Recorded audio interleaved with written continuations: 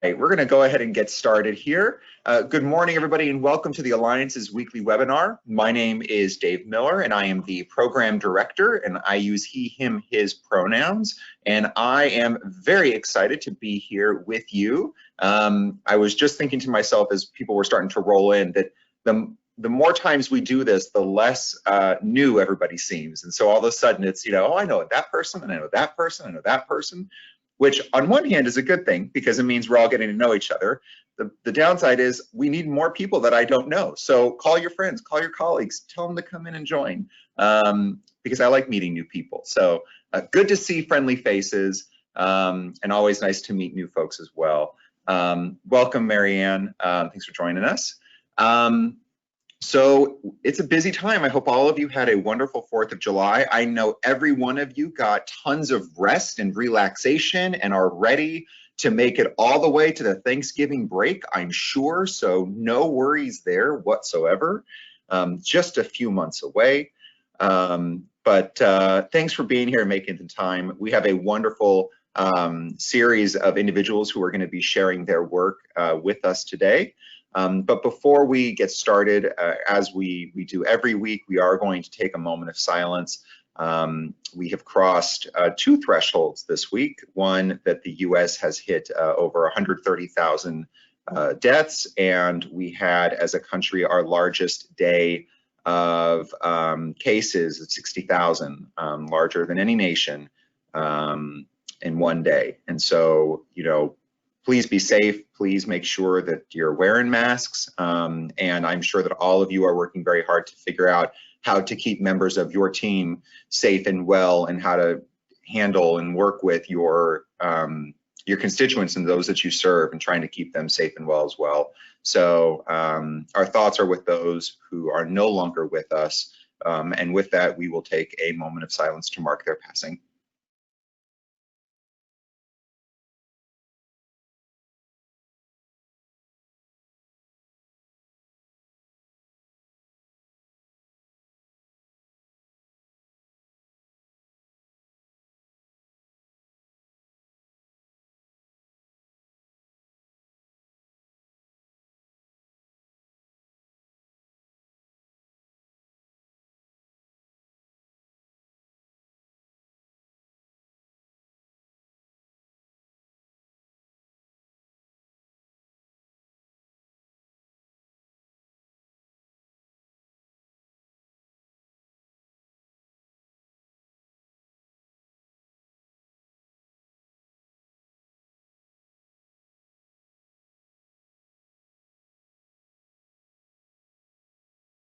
Okay.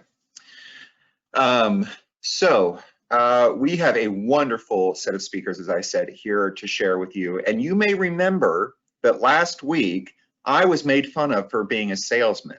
And since we decided to wait until the end of the presentation last week to have me wear my salesman hat, I decided that we weren't going to wait until the end, and I was going to bring on somebody else.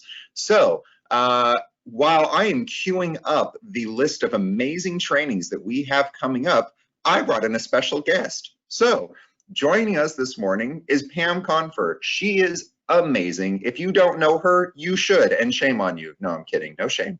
But you should get to know her because she is amazing and does a lot of incredible work. And if you go onto the Alliance's Meet the Trainers and Consultants page, you can learn a lot more about the music that she creates and just all kinds of amazing things that she's doing and up to, and it's a long list and an impressive list. But Pam is here. Yeah, don't be so humble, you know it's true. But Pam is here to talk about 2 trainings that she is going to be leading tomorrow, and next Friday. So with that, Pam, the floor is yours. Tell them what you're going to be up to so that I don't have to be the only salesperson in the room. Well, thank you, Dave. Hello, everybody. Yeah, so it's okay to sell happiness and to sell joy, right? To sell contentment and peace of mind. That is okay. That's an invaluable resource. So I'm in your corner with that one, Dave. That's right. Yeah. So as Dave mentioned, I am one of the consultants for the Alliance, and I'm a jazz artist. So I've written a song called Mississippi Beautiful, which the song we are working towards to make our official new state anthem. So feel free to look that up. It plays in the Civil Rights Museum every day since 2017. And most recently, a song I debuted called Stand, which embodies everything that's going on in the world right now. And it's just encouraging everyone with conviction to stand up and let's move forward in race relations and harmony. The research that I'm working on right now, as a preface to what I'm about to mention about my sessions, is related to international relationships, and it's pretty interesting. So I'm also an HR consultant and a corporate humorist. And if I could, since I said that, Dave, you mentioned about the masks, and I'm just going to say this, and I hope somebody else has had a similar experience. If not, then it's just me. But so I'm single. I've been single since Jesus was a baby, pretty much. And no one ever tries to talk to me. They wave, and I'm pretty friendly. I'm probably like big bird to a lot of people, but they normally don't. Nobody stops me. But since March, I've had more suitors with that mask on that I've had in my whole 49 years of being on this earth. So I'm not quite sure if I have the prettiest eyes out there or if I look better with everything covered up, but I'm not kidding you. I've had people volunteer to buy my groceries after I bought them, but the next time they see me, and gas and things like that. And I'm thinking, what? I didn't know. So when you see me wearing this mask in 2023, it's going to be because I think it works for me aesthetically much better. And I'm not kidding you. So if anybody else has this experience, raise your hand. Let me see. If not, it's just me. That means I only have pretty eyes, I guess. I see you, Caitlin.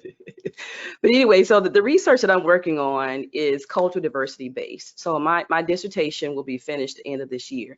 The dissertation focuses on international companies that move into the United States to give them a cultural diversity tool that they can have as soon as they get to the States, where they can become better acclimated to the constituencies there, where they can have better ownership of corporate social responsibility, understand their employees better, which should cut down on attrition and conflict and all of that. Because I truly believe that a lot of the frustration with companies, especially moving to places like Mississippi, is that they don't know Mississippi when they get here.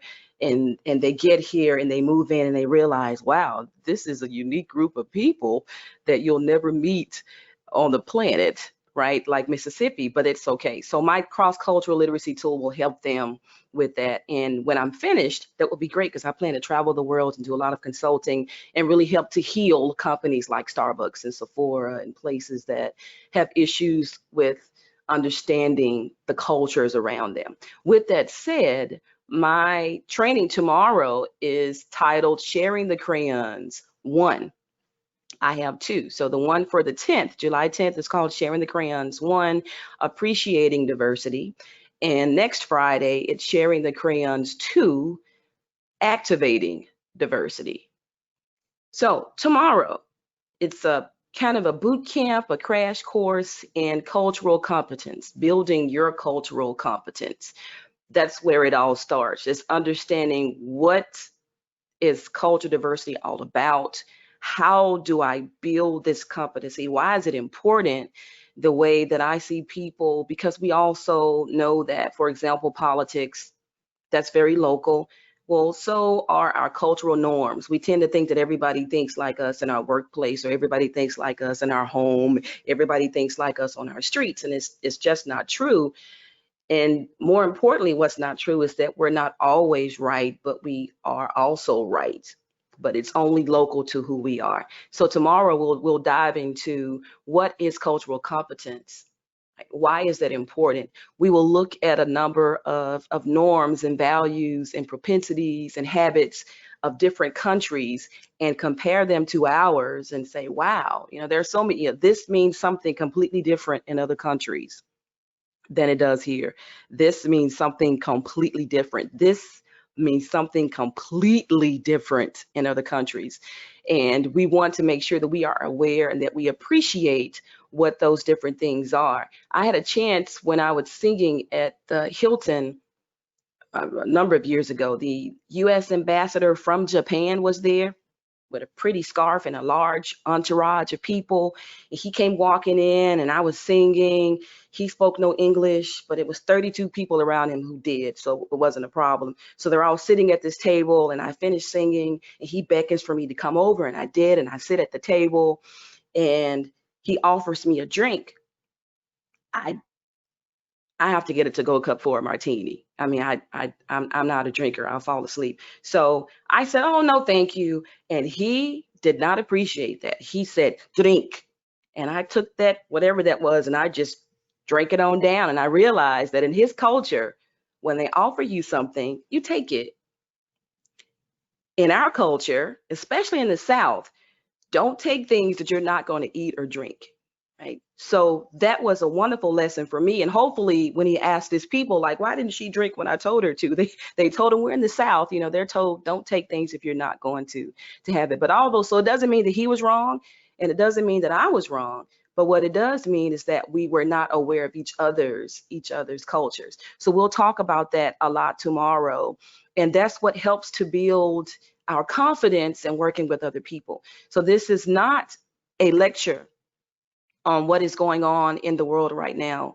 This will not be a lecture in what's happening or not happening in the state of Mississippi. This is tomorrow a personal journey for all of us to really embrace the fact that we are a vessel for learning at all times, and that we also can be a conduit for change at the end of that. So that is tomorrow, July the 10th, and that is, as I mentioned, sharing the crayons, and it's appreciating diversity. And so you may say, why is it titled Sharing the Crayons? I thought about kids. I mean, if we watch kids color, you know, it's just amazing how they pick the colors that they want and then they hog them and don't want to share them, as if there's not a whole crayon box full of other crayons and colors to choose from. But if you've ever, those of us with kids and nephews and nieces, and we see them and they are so serious. So what makes them only want yellow and not want to share the yellow, not want to share the red, and not realize that brown is also a pretty color, and that your picture doesn't have to look like everybody else's, a house with green grass, because everybody chose the same colors. So that's what made me want to title it Sharing the Crayons, because how do we do that and really realize that purple can make an awesome picture too, right? And even as adults, when I was able to be in person with people training, when I was able to do that, to give adults crayons and to kind of see us do the same thing. You know, we don't have enough crayons at our table. We need red. I'm like, you got the red. Right, I've got the red. They need the red. I'm going to be using this. So it's really interesting how adults, we all do the same thing as well. So how do we share those crayons? How do we appreciate it? And then subsequent to that, next Friday, how do we activate it? Like, so what is it supposed to look like? How do we have discussions around the table? How do we express our discomfort or the fact that we don't agree with what is happening?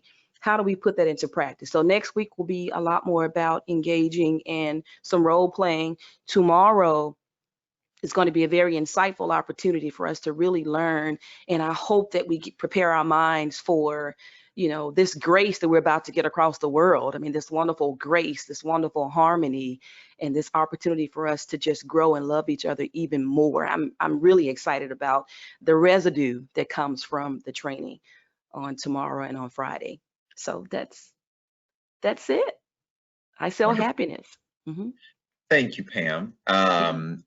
I think we could all use a lot more happiness, and we all need to be sharing our crayons. And I will tell you, as a former teacher and administrator, we teach these things to our kids. This is not inherent and it's not innate. When the things that we have as adults were taught to us, and kids are amazing blank slates and tabula rasa. And so it is upon us to make sure that we instill them with amazing values. And so if we can get them to all share the crayons, the world would be an amazing place. So thank you for that. And I hope you all go to our training page to sign up for her true trainings. And just as a reminder, because, you know, I am Dave Miller, the program director, if you go to Learn on our website and you go to trainings, it will pop up when the internet's moving faster. And then you will click on View Training Catalog and Register.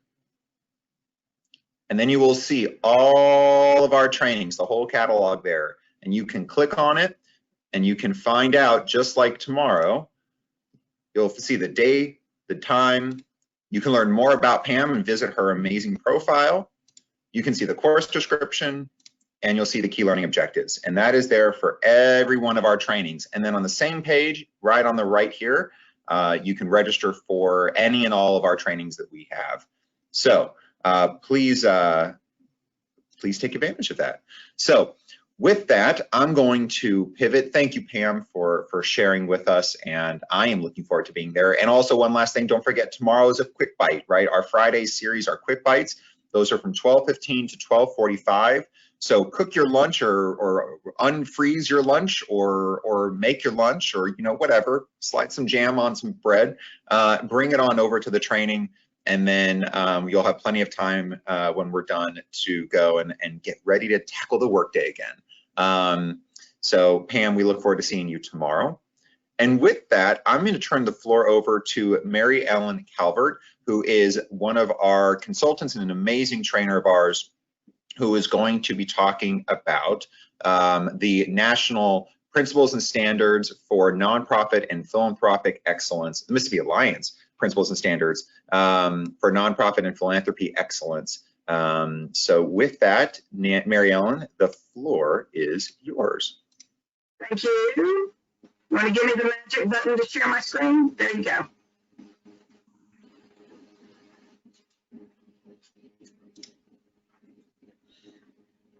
Okay, let's see if I can figure out how to do this. Everybody hear me okay? I'm good? Okay. All right, so we're going to just have a quick, I only have 5 minutes. So, Mississippi Alliance Principles and Standards for Nonprofit and Philanthropy Excellence, just a short introduction. There are 12 topic areas for mission sustainability, planning, organizational development, based on fundamental values of quality, responsibility, and accountability. Specific guidelines for organizations to evaluate and improve operations, governance, human resources, advocacy, financial management, fundraising, and more.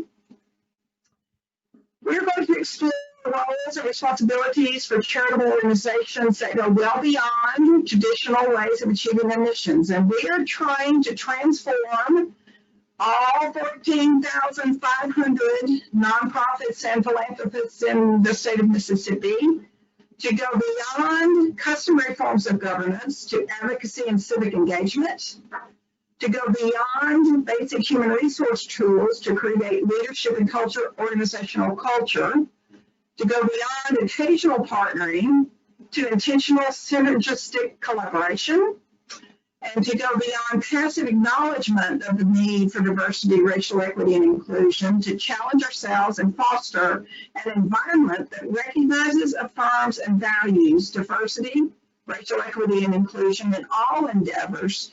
And these are embedded across all the Mississippi Alliance Principles and Standards. These are for nonprofits and philanthropic leaders, board members, managers, volunteers, and staff. All our Alliance trainings, capacity buildings, and organizational developments programs are based on these principles and standards. And additionally, our Excellence in Action certification classes and programs support each topic area. The Mississippi Alliance Principles and Standards and the Excellence in Action program supports mission sustainability, and that seems to be something that a lot of organizations are looking at. Because going through the Excellence in Action program and listening and adhering to the principles and standards, we've seen increases in collaborations. We've seen increases in board member satisfaction. We've seen decreases in legal compliance issues. We've seen increases in funding levels and evidence of DEI. The 12 topic areas are listed here, and you can see what they are. And I'm not going to read them, but they're all right here. Public and private foundation standards we're using those with permission from the Council on Foundations, their community Foundation Excellence, or community CFE program. We are working closely with them. That's still a standalone program for community foundations, but they also have some great resources, and they have graciously allowed us to print their standards as well. And I must say, we're the first in the nation to combine philanthropy standards with nonprofit standards. So we're very proud of this document. I can give you the link right here. Dave has done an amazing job making this interactive.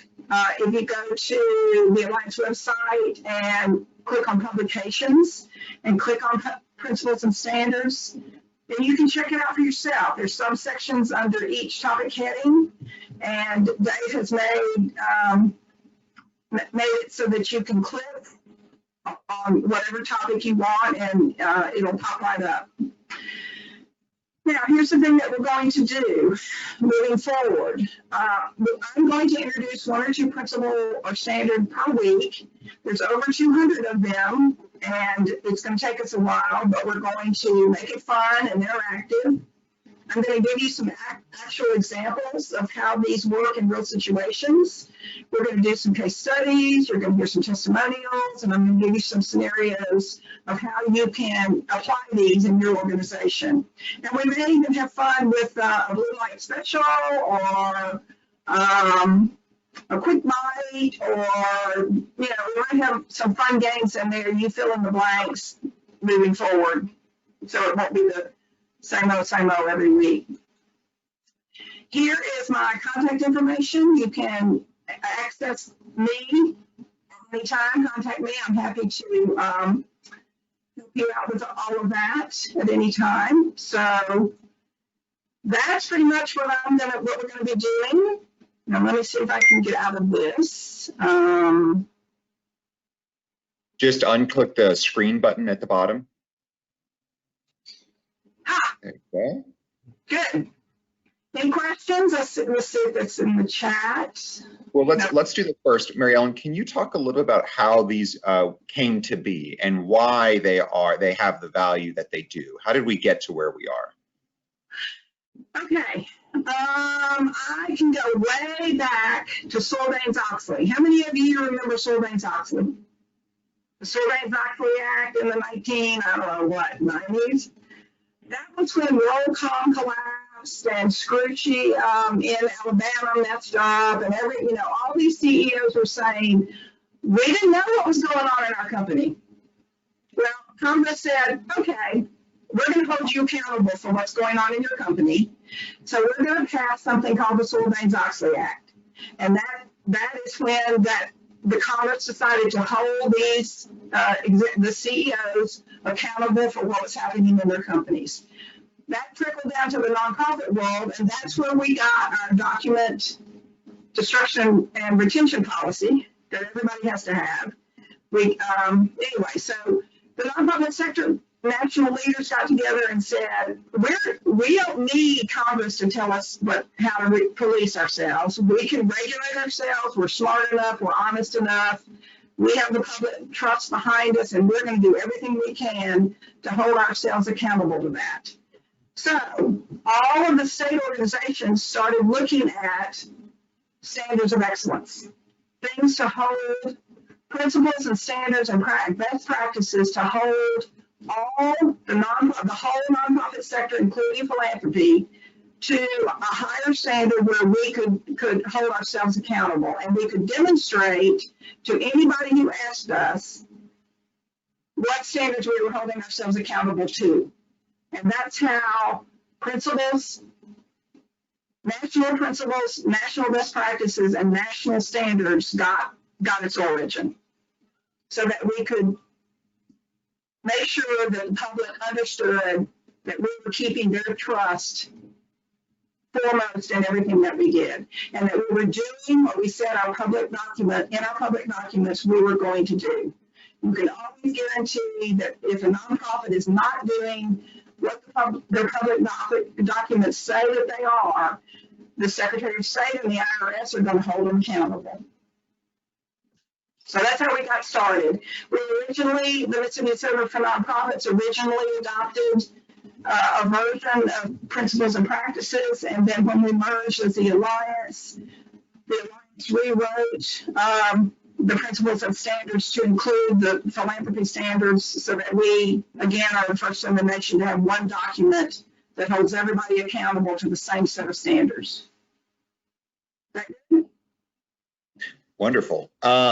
So just to give a little bit of context as well in terms of how the Alliance uses these, right? So this is not just a document or sort of something that exists for the sake of existing. This is an active resource. And so what that means is it takes several forms. One is that every single training that we provide is aligned with the principles and standards. So that looks like when trainers fill out their information for the course, they have to identify which standards their content connects to and how. And then when they ask or they set up their key learning objectives and they come up with questions for evaluation, it must align to the principles and standards, right? So for those of you who have any connection or relationship with the educational system, within every state, there are standards, right? So if you go onto the state website, you'll find literacy standards, social studies standards, standards for every subject that's taught. They must exist. They vary from state to state, and sort of some of you may have heard of Common Core, right? So politics aside on that, that is a set of standards that identifies what are the learning outcomes that our children should have in any sort of particular content area. Our principles and standards are being used to help guide and ensure that everything that we are providing our participants with is aligned to a high quality set of standards. Now, we're the Alliance. That is certainly one way that we use them. We also use them as an organization when we think about how do we conduct our business? How do we set up our organization? How do we engage with others? How do we ensure that we are both set up for sustainable success, but also ethical success, right? And make sure that all of these components that drive who we are and how we do our work is successful and aligned to high quality standards. So now let's shift it a little bit. What is this? Yep. Oh, just all right. Thumbs up. Yeah, I like thumbs up. So these are available to you and to organizations around Mississippi as well. So number one, they're on our website. This is publicly available. There is no cost to this. There is no fee. We believe that organizations should have the opportunity to find meaningful ways to structure their organization and find success, and to ensure long-term sustainability that is both for themselves, but for their community and those that they serve. And so it's available. It's on our website. You can find it as a PDF document, or as Mary Ellen said, you can find it as a web page where you can dive deeper into each of the sections. But we also have a program that we're going to be launching in the start of the next year called Excellence in Action. It has existed in the past. Some of you may already have been EIA certified. Mary Ellen had a seal on her presentation that said Excellence in Action. That is a seal that your organization and you can earn. There are about 400 individuals who have received that in the past, and we're going to be relaunching that in the start of 2021.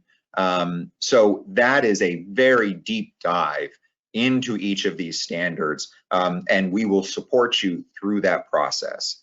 So the reason that we're talking to you about this today is, one, so that you can get a sense of this amazing resource that's out there. And so you don't have to wait for us to do EIA certification, that you can access these principles and standards right now and look at how your organization is operating and where you might want to look at some opportunities. The other thing is, so that we are a capacity building organization, right? That is a big part of what we do. We want to make sure that you find success, and in turn to be able to support our communities.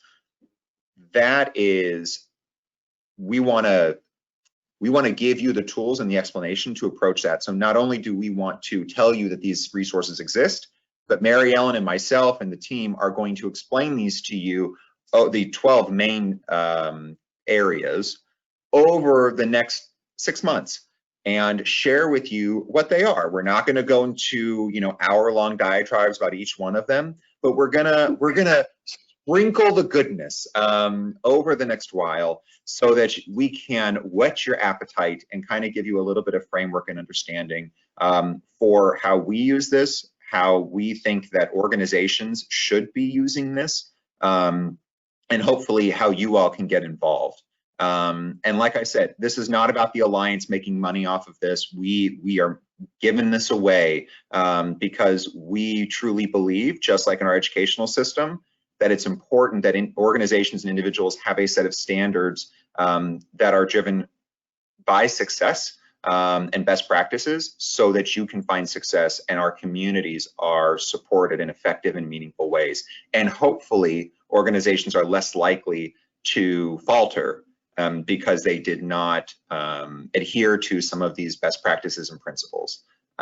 So more to come on this. Mary Ellen is the principles and standards guru. She knows everything about every one of them, and is just amazing. And so you all will get to know and love Mary Ellen like I do. Really, it's an incredible set of resources out there. So in your free time, which I know you have plenty of, don't lie, hop on our website. I'm kidding, by the way. Please don't send me hate mail. Don't at me, as they say. Hop on our website and take a look at those, because it really is a great resource. Did I leave anything else out? Does anybody have any questions, comments? Journalistics, I attended EIA in the past. It was amazing, wonderful, great. Marianne, this is great. What is the time commitment for the certification process? So we're going to talk more about that as we develop that and launch it in the spring, or in January. It takes a minute. It's not, years, and but it's not a month. So we really want to make sure that we take the time to not just show it to you and throw it at you, but really guide you through the process. We'll work with your organization individually to help look at specific items. And so this is not a one and done. And so that's why we're waiting until January to really make sure that we adapt the new EIA or updated EIA opportunity for the age of COVID, as we shall say. And so we want to make sure that we set everybody up for success. And so we're going to take the time to make sure we do that effectively. Let's see here. Yes. Oh, thank you, Nancy. So there is a fast path available through MilSAPs. So we are partnering with them. It's part of another program they have, so it's not EIA exclusively, and by EIA I mean Excellence in Action. But there is a way for organizations who, if you would like to get involved and learn some other leadership skills, they do have a program there. AALP, Mary Ellen, Nancy, help me with the acronym. I'm blanking at the moment. Advanced Applied Leadership Program. That one. MilSAP's L School of Management. Perfect. And they, you can take 3 days, 3 electives, which are 3 days, and become EIA certified that way. And those you can do that. You can, those are public classes that you can take separate from the AALP program if you aren't quite ready to dive into their entire leadership program, because that's, and I'm not trying to put that down, but that's a very long commitment to go through the AALP program, and you may or may not be ready to do that. It's a fabulous program, but if you're just interested in the Excellence in Action modules, there are 3 dates of public trainings. And while this is going on, I'll go find the dates and post them on the chat. Thank you, Nancy. So again, everybody, this is not meant to be a pitch. This is not Dave as a salesman. This is Dave as somebody who's trying to make sure that we build the capacity in our state for success, and that we are all guided by a set of principles that are best practices compiled from around the country. And as Mary Ellen said, very humbly, but I'll go ahead and boast about it, we are the first in the nation, just like the Alliance is the first in the nation to have philanthropy, grant making, and nonprofits in-house. That's right, Pam? We are the first in the nation to have a document like this. And so, and it includes volunteerism, because we know that that is absolutely fundamental to our success as nonprofits and grant makers and as a community, because it is in our blood as Mississippians. And even though I'm not from here, I got an infusion, so I got the blood. So it's really a key part of what we do, and there are standards and principles that guide how to work effectively and lead and support volunteerism. So definitely check these out. They are a really awesome resource. We also were smart enough, Dave, to go to the experts, Krista and Caitlin and everybody over at Volunteer Mississippi.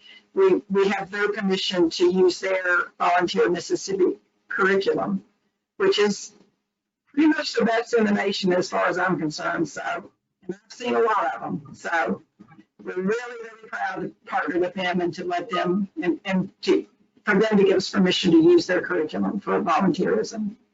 Yeah.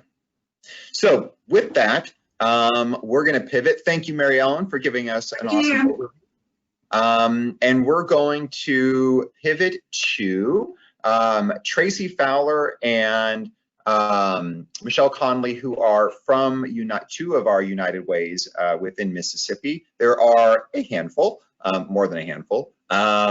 And they're going to talk about an amazing and very powerful and important survey that is going out. So Michelle and Tracie, the floor is yours.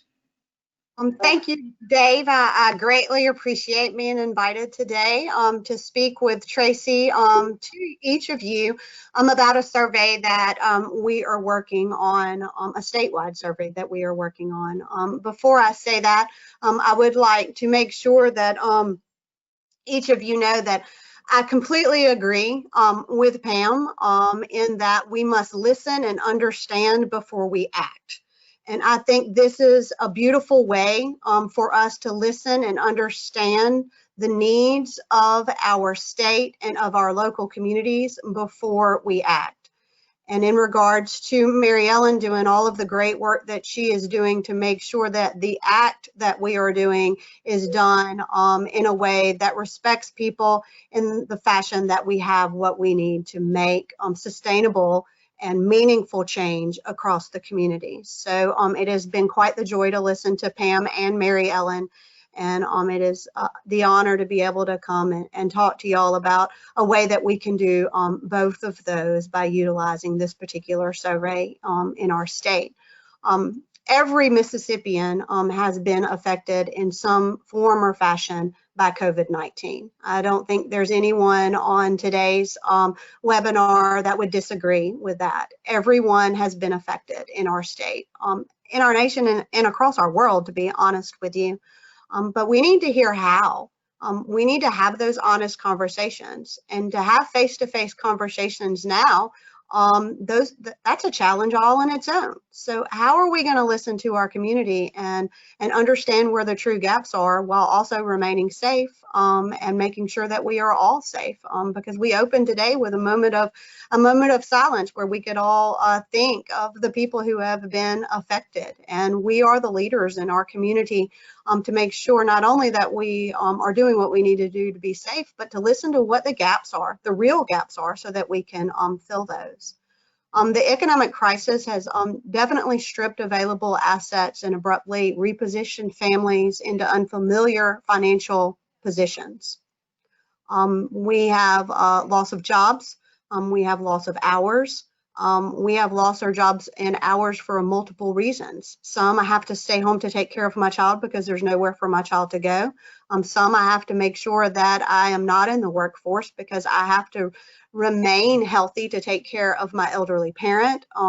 Some are, it's just not a safe place for me. So the list could go on and on. Some are the business's decision to shut down, and it affects individuals on a financial standpoint by all means. The United Way survey that we're here to talk to y'all about today seeks information on a wide range of those topics. These are pressing concerns. We're talking about job changes, child care challenges, and economic changes that our Mississippi families have been navigating together, but alone, as we all know how that desperately feels like now. So we come today to ask you to be a part of filling out this survey, but most importantly, to share this survey with those in your community. In order for us to have a good idea of how this is affecting individuals and individuals' families, and to have data that is true and accurate, and data that we can really use and move forward with, we have to have a good representation of the individuals who call the state of Mississippi home. And we, Tracie and I, are speaking to multiple groups. This one we're the most excited about speaking to because it's going to take all of us to gather this information, to make sure that it is accurate and that we can move forward. The results of the survey will assist all of us, and when I say all of us, I am not talking just about the United Way. It will help all of us to collectively address the gaps that are present in our community. This is not a survey that we are going to do and just hold the data at a United Way office and let dust settle on it, and it's ours and we're going to keep it and nobody else can touch it. It is Tracie and I's hope that we're going to be invited back to another weekly webinar when we have the results so that we can share the state results and then dive into county results also, because it's going to take all of us guys in order to move forward. The survey is opened on Monday, July the 6th, and it is going to close on Monday, July the 20th. The last day for the survey is Monday, July 20th. This is a survey that was done in the state of Louisiana, and I just want to share just a few, and not a lot because they got a lot of great data, but just a little bit of the data that they got from their survey that was also open and available to everyone who lived in the state of Louisiana. The state of Louisiana determined that 44% of their respondents were concerned about mental health needs. That told them what they needed to focus on. Prior to COVID, 31% of the individuals who responded had saved enough money to cover expenses in their household for 3 weeks, while 18% had only saved for 7 days. 23% of the respondents felt childcare was absolutely necessary. 49% of that group was worried that they were not going to find adequate childcare for their children. So with that, after the stay-at-home order was made, 47% of them were forced to find alternative childcare because childcare centers were closed. Some of that childcare had to take place at home, so 17% of them lost their jobs in order to take care of their children, and 12% had to reduce their work hours. That's just a small piece of what they found. This is rich data, guys. that will help us map what we are going to do, not only tomorrow, but it will help us map what we are going to do next month, next year, and I hate to say it, but probably 5 to 10 years from now. It is what we need in order to ensure that we all collectively move forward to not only recover, but to rebuild and to thrive in our communities, but also in our state. There are so many pieces to this that will be critical. We have to listen to understand and to respect where people are. And this will be a way for us to do that. And I come to you, I have some great partners that are already, quote unquote, I guess, on the screen that are pushing it out on not just our behalf as in United Way, but our behalf as a state to collect this data and so that we can make informed decisions. So with that being said, Tracie has definitely been at the forefront of this from the very beginning and has taken some pretty powerful steps forward to make sure that this was available in our community. So I wanted to kind of pass it on to Tracie to fill in whatever I may have left out. Oh, you don't really need me. That was great, Michelle. I just wanted to just make sure everybody knows that Tracie didn't write the survey. Tracie is not a researcher, but we were able to use the survey that Louisiana used, and they had researchers from LSU and from the United Way in New Jersey that does all the ALICE projects for United Way, and some of you may be aware of ALICE, the ALICE reports, and that stands for asset limited, income restricted but employed. And so we hope one day to be able to bring that same report to Mississippi, but there's another set of researchers that work on that project, and they came together to create this this survey. And so we were able to just basically, they sent it to us, and we made a few word tweaks on ours, but basically it's the same. One thing I just I want to make clear is that when the responders fill out the survey, their responses are confidential. We don't collect names. We're not getting social security numbers, any of that kind of stuff. It is strictly responses to the few questions. I think there's like 25 questions. So it is not, and individual responses will not be shared. Once we get all of the surveys collected and the data put together, it will be made public, just the summary of all of the results.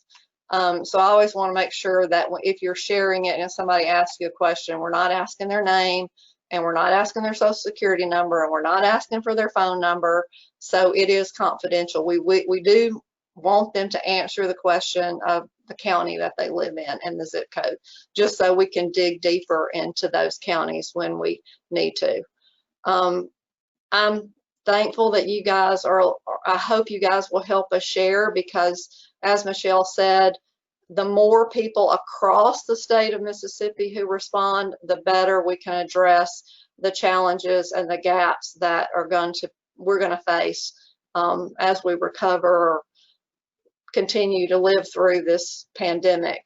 I know for us, as Michelle said, we are not going to sit on this. It's not going to be dust in a little booklet on our desk. We intend to meet with our nonprofits in our areas to say, this is what the need is, and how can you help us close the gap?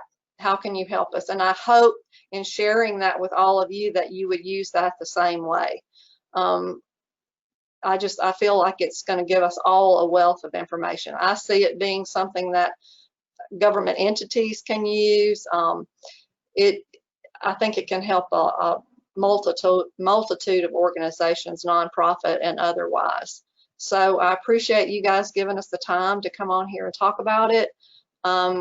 Happy to share, social media posts. We've got a media packet, the survey link. We've got paper copies if you are, have an individual that doesn't have a computer and you want to get a paper copy, we can do that. We're also working on a Spanish version of it and should have that today or tomorrow. Someone from USM is working on that for us right now. So we can share that out. I can send it once we get the link to the Spanish version. I can send that to Dave or Sammy, and we can share that out as well. So thank you, guys. Thank you, Michelle and Tracie. And Nancy, you got there before I could. The link to the survey it just went into the chat. Oh, and Caitlin did. Thank you. And we are also going to be blasting that out in our weekly webinar, or I'm sorry, programming spotlight on Monday as well. But feel free to share with, as Michelle and Tracie said, with your networks. The more people we can get sharing this, the better, because you know the data is only as good as those who fill it out, right? If we only get 10 responses, then that means we only have 10 perspectives. So if we really want to make sure that we're getting a fair, equitable, and appropriate understanding of where people are, it's important that we get as many people to fill that out as possible. So thank you, Michelle and Tracie, and I look forward to Mississippi getting thousands and thousands and thousands of responses in. It's going to be great, and we will circle back and review the outcomes of the survey we talked about August. So much more to come on this. Well, in 3 days, we've gotten 779 responses. I will tell you that at this time, it's heavily weighted toward the south part of the state. So we really, really, really, really need to hear from north of I-20. So if you are from that area, if you could please help us get that message out up there, we would greatly appreciate it, because as Dave says, we need as many responses as possible so we can make good choices. Okay, so here's, I'm gonna, yeah, I was asked at a previous speaking engagement that I was in, what if my community does not have a united way? You be the champion. You push it out. You get the information out there, because you will then in return get the data, which will help you make sure you know what you want to do for your local community. So please do not just cross this off the list because you don't have a united way in your particular community. That is why we are speaking to multiple statewide organizations, because we want every county recognized in this particular survey. Wonderful. Thank you, Michelle and Tracie. And so lastly, we're going to do a quick pivot because we do have just about 6 minutes left. I'm going to introduce Linda Southward. Linda is amazing, another amazing person on today's webinar. So I don't know, I'm feeling good. Linda is the executive director of the Children's Foundation of Mississippi. I almost said that backwards. An incredible organization doing great work. And so with that, Linda, I'm going to turn it over to you. Dave, could you share your screen? Yes, yes. With me. Thank you so much, and I realize that I'm probably the 5 minutes between you and your next meeting, so I will get right to it. Thank you so much for the opportunity to be on here today. And Michelle and Tracie and Pam and Mary Ellen, great presentations, thank you. So the Children's Foundation, for those who may not know, was established in August of 2019. We're an operating foundation, and really our work centers at the of creating and helping facilitate policy and systems change on behalf of Mississippi's children. So we see our role as being a convener, a facilitator. I think you're not, if we can get on slide 1, I'll go ahead and be started. Advocate and catalyst for positive change, which obviously that is what many of the work that you're doing on the community level, some on the state level, some with specific population groups. But we're really about children 0 through 18. And the things that we want to do are to help shape systems so that we can create a greater good and more effective change and more positive outcomes for children across the state fostering collaboration is key to what we're doing, certainly things that you're doing as well. The big thing piece is really choosing a couple of signature projects to begin with, and that's really what I want to talk to you about today. We also, as of January of 2020, became home to Mississippi Kids Count, and over time, as we build resources, we envision being a grant-making foundation. At this point, we're an operating foundation. So the next slide, please. We really want to, in order to hear, and I hear what you're saying, certainly, Michelle and Tracie, about hearing the voices of Mississippi's children. One of the things that we're doing differently this year, or for 2021 with Kids Count, is to have a risk and reach report, so that at a county by county level, there are already some algorithms being processed on what is the relative risk of positive or negative outcomes for children in the county, and then overlaid with a map of specific resources, or what the reach is. So it's great to be able to look to each of you and to know what's going on within your community. So the risk and reach report will be a complementary piece to something that is new for Mississippi in creating a blueprint on behalf of Mississippi's children for 2021.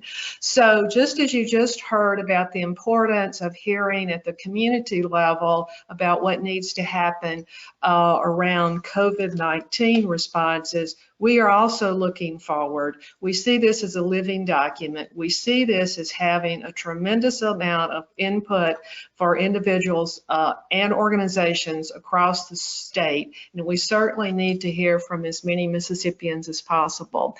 We're very fortunate, you can go to the next slide, to have 2 grad students working with us this summer. We had hoped to have had Fortunate Shafamba and Penny Sun in Mississippi, but they are working remotely from Boston, and they are interviewing many people, and I think some see your faces here, and we would love to have each of our students interview as many leaders across the state as possible. So that's how and had they been here, we would have been all over Mississippi this summer, but they're doing a tremendous job with Zoom calls and with going over survey questions, and they'll take about 30 minutes of your time. And then we're asking, just as Tracie and Michelle asked, to ask for your community contacts, so that we will have a link to a survey. It will be through Qualtrics at the Social Science Research Center Survey Research Laboratory. The online version is not quite ready, but again, we would like to promote and send the survey to your contacts. So what will this be done? As I said, a living document. As we get this information based upon the data that's already out there that we've collected through a grant from the Kellogg Foundation and other extant data sources, and hearing from voices, then creating a blueprint on behalf of Mississippi's children that we can then take to policy legislators, decision makers, and hopefully helping a whole array of people determine what priorities might be. Will it be everything? No, it can't be. But it will be a first step, we think, that will be very helpful in changing the outcomes for children in Mississippi, because we really know for Mississippi to reach its potential, we must make sure that our state's children reach their potential.